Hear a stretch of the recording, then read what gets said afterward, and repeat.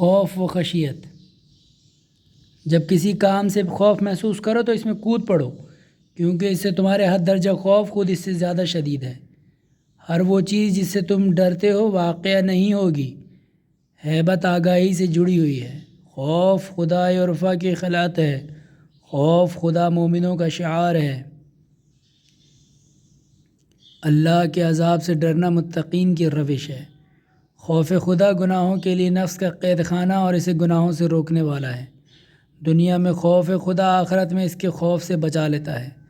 لوگوں میں اللہ کے تعلق سے سب سے زیادہ جاننے والا وہ ہے جو ان میں سب سے زیادہ اللہ سے ڈرنے والا ہے۔ بہترین عبادت خوف خدا ہے۔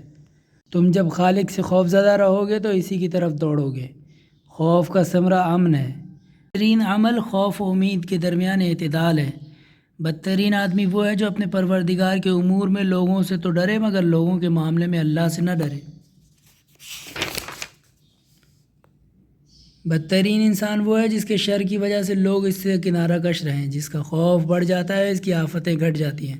جو عذاب الہی کے وعدوں سے ڈرتا ہوگا وہ قیامت کو اپنے آپ سے قریب کر لے گا۔ جو اللہ تعالیٰ سے خوف زدہ رہے گا اللہ اسے ہر شے کے خوف سے امن و امان میں رکھے گا۔ جو لوگوں سے ڈرتا ہے اللہ اسے ہر چیز سے ڈراتا ہے۔